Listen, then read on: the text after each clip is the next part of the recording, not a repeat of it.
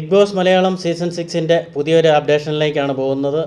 ഇന്ന് വീക്കെൻഡ് എപ്പിസോഡാണ്. ഈ വീക്കെൻഡ് എപ്പിസോഡിൽ ലാലേട്ടൻ വരുമ്പോൾ ഏറ്റവും കൂടുതൽ വഴക്ക് കേൾക്കുന്ന ആൾ റസ്മിനാണ്.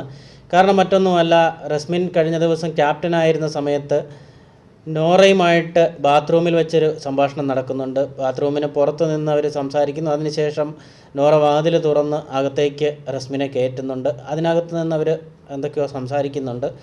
പ്രേക്ഷകർക്കത് കൃത്യമായിട്ട് കേൾക്കാൻ കഴിഞ്ഞിട്ടില്ലെങ്കിലും ബിഗ് ബോസിന് അത് കൃത്യമായിട്ട് അറിയാൻ സാധിക്കും. അതുകൊണ്ട് തന്നെ ഇന്ന് റസ്മിൻ എയറിലായിരിക്കുമെന്നുള്ള കാര്യത്തിൽ സംശയമില്ല.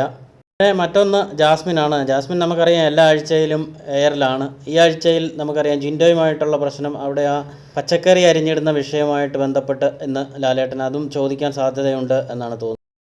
അതൊരാൾ പച്ചക്കറി അരിഞ്ഞപ്പോൾ യാദൃശ്യമായിട്ട് വീഴുന്നതായിട്ട് നമ്മൾ ഒക്കെ തോന്നുന്നില്ല. കാരണം നമ്മൾ ലൈവിൽ അത് കണ്ടതാണ്. ലൈവിൽ കണ്ടവർക്ക് അത് മനസ്സിലാകും. ജിൻഡോയ്ക്ക് ഒരു പണി കൊടുക്കാൻ വേണ്ടി മാത്രം ചെയ്തതായിട്ടാണ് തോന്നുന്നത്. അതുകൊണ്ട് അതുമൊക്കെ ചോദ്യം ചെയ്യപ്പെടാനുള്ള സാധ്യത ഉണ്ട് ഇന്ന്.